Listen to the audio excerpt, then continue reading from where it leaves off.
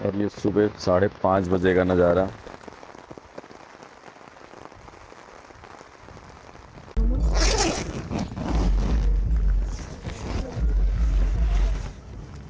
Good morning guys. और इसी tent में हमने रात बिताया है। काफ़ी अच्छा सुखद अनुभव रहा। लाइफ में पहली बार टेंट में ऐसे सोने का मज़ा मिला। और सुबह काफ़ी अच्छी बारिश भी हुई है, जिसमें पूरा एरिया अभी जो है वो पूरा फॉगी फॉग हो गया है। हम अभी हैं मेहता पॉइंट पे, और ये अपने सनराइज़ के लिए बहुत फेमस है। यहाँ पर लोग सनराइज़ देखने के लिए आते हैं। पास में चूँकि हमारा कैंपिंग था, तो सुबह सुबह मैं भी मॉर्निंग वॉक पे निकल गया था आसपास को देखने के लिए, क्योंकि हमारा सामान सब पैक हो गया है और हम लोग अब निकलने वाले हैं जलपरी जलप्रपात के लिए। और चलिए मैं आपको आगे की सफ़र रास्ते में बताता हूँ। तो जलपरी जलप्रपात जो है वो मेहता पॉइंट से 13 किलोमीटर की दूरी पे है। इस बीच में हमको केसरा गांव से होते हुए सरभंजा से ललैया करके एक गांव पड़ेगा, वहां तक जाना पड़ेगा। रास्ते में आपको बहुत सुंदर सुंदर नज़ारे दिखेंगे। और जब हम लोग निकले तब हल्की हल्की बारिश हो रही थी, और साथ ही साथ मौसम जो है देखिए कितना कोहरा छाया हुआ था। और हम अभी मेहता पॉइंट से लुरेना विलेज पहुंच गए हैं। लुरेना विलेज में एक तिब्बती रेस्टोरेंट है, काफ़ी फेमस है, तासी लाहा करके। आप अगर कभी जाएं मेहता पॉइंट तो ज़रूर आपको वहाँ पर जाना चाहिए। वहाँ पर उसका थुप्पा और मोमोज़ बहुत फेमस है। आप ज़रूर जाएं तो एक बार वहाँ ट्राई करें। ये मेहता पॉइंट से थोड़ी सी ही दूरी पर है, आप 3 से 4 किलोमीटर आपको पड़ेगा, तो आप वहाँ जा सकते हैं।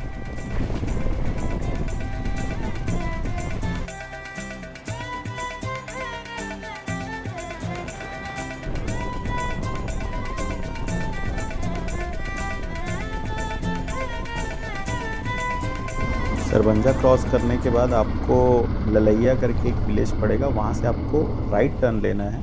और फिर आपको ये पगडंडी वाले जो रास्ते हैं खेतों के बीच से, इनमें से गुजरते हुए आपको फॉरेस्ट वाला एक गेट मिलेगा, वहाँ तक आपको जाना पड़ेगा। और वहाँ फिर अगर गेट बंद रहेगा तो आप आसपास के गांव वालों को बुला करके गेट को खुलवा सकते हैं। क्योंकि हम लोग भी जब गए तो वहाँ पर गेट जो है वो बंद था, तो हमने पास के कुछ लोगों को पूछा तो उन्होंने फिर गेट ओपन करवा दिया। एंड देन फिर इस गेट से हम लोग अंदर गए, और फिर हमारी गाड़ियाँ जो है वो निकली यहाँ से। और इसके अंदर में आपको करीबन 4 से 5 किलोमीटर आगे जंगल पे जाना पड़ेगा, और ये एकदम डेंस फॉरेस्ट है। मतलब इसके रास्ते समझिए ऐसे है कि पगडंडी, और बरसात के टाइम तो यार बहुत ही मतलब देखने लायक थे रास्ते। मतलब मैं तो पहली बार ऐसे रास्तों में गया, और गाड़ी चलाने का जो मज़ा है वो ऐसे रास्तों में ही है। पर इस व्यू को आप देखिए और मज़े लीजिए, इससे अच्छे व्यू नहीं हो सकते।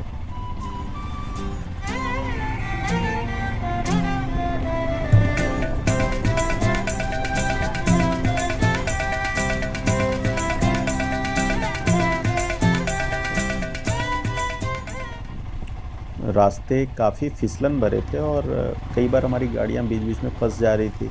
हम धीरे धीरे करके आगे बढ़ ही रहे थे कि आगे में थोड़ी सी दूर जाने पर हमारे जो आगे हिमांशु और अस्मित की जो बाइक है वो एक आगे पे फंस गई। और फिर बड़ी मशक्क़त के बाद हमने उसको आगे निकाला, और देन फिर हम आगे निकले। और इसके आगे थोड़ी सी दूर पे ही गए थे कि मेरी गाड़ी फिर स्लिप हो गई थी। एंड देन हम धीरे धीरे करते हुए आगे बढ़ते गए।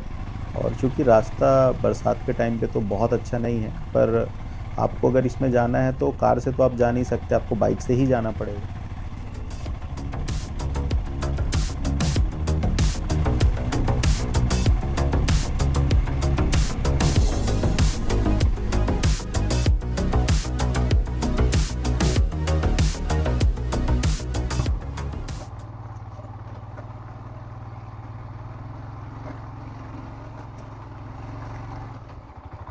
बहुत ही खतरनाक रास्ता, साथ ही फिसलन भरा, गाड़ी बहुत स्लिप कर रही है।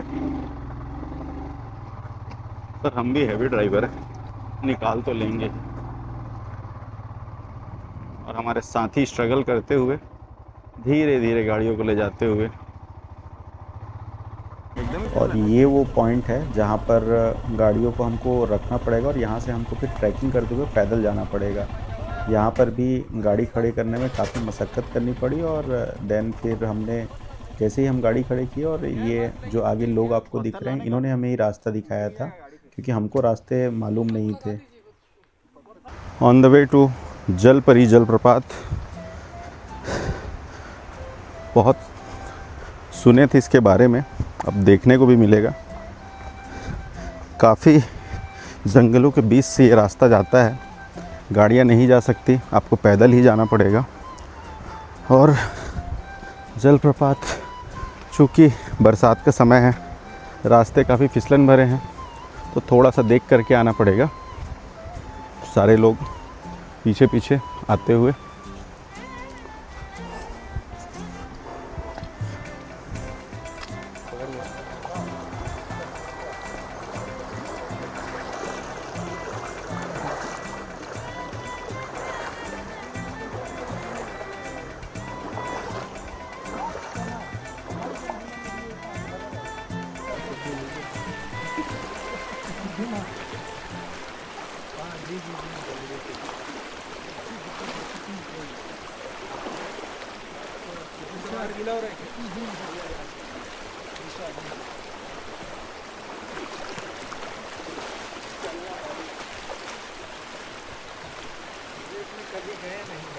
और इससे आगे का रास्ता दिखाने के लिए हमारे साथ राजेश पांडे जी थे, जो पास के ही सरभंजा विलेज के हैं और इनको काफ़ी अच्छा नॉलेज है इस एरिया का। और वो बता रहे थे हमें कि वो लास्ट 30 सालों से इधर आते हैं और यहाँ पास में बूढ़ानाथ महादेव है, उसका मैं आपको अलग से एक वीडियो में बताऊंगा कि वहाँ के पूजा पाठ कैसे करते हैं।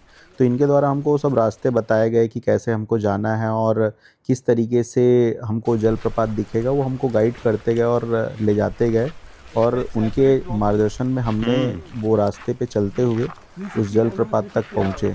और साथ ही साथ इन्होंने काफ़ी सारे हमको इस एरिया के बारे में बताया कि जो ये एरिया है वो 3 गांव से घिरा हुआ है। एक साइड पे आपको परपटिया पड़ेगा, दूसरे साइड पे आपको लिलिया पड़ेगा और एक साइड पे सरभंजा है। ये तीनों का जो क्षेत्र का जो सेंटर है वो आपका जलपरी जलप्रपात है, जिसे वर्तमान में तो जलपरी जलप्रपात कहा गया है, पर पुरातन काल में कहा जाता है इनके द्वारा कि शिवहरी जलप्रपात के नाम से उसे पहले जाना जाता था।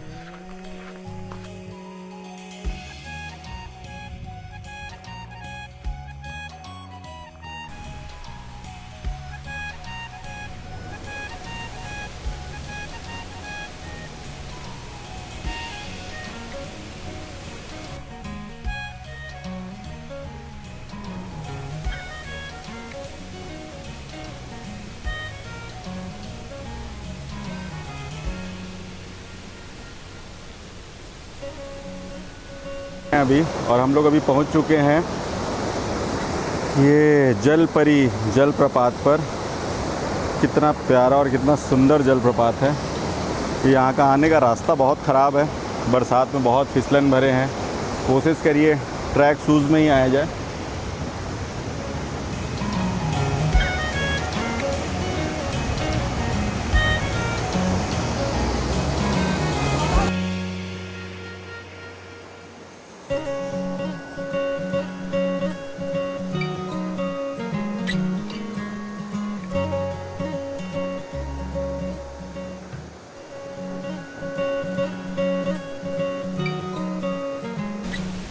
अगर वीडियो आपको पसंद आया होगा तो आप इसे लाइक करें, शेयर करें एंड सब्सक्राइब करें इस चैनल को।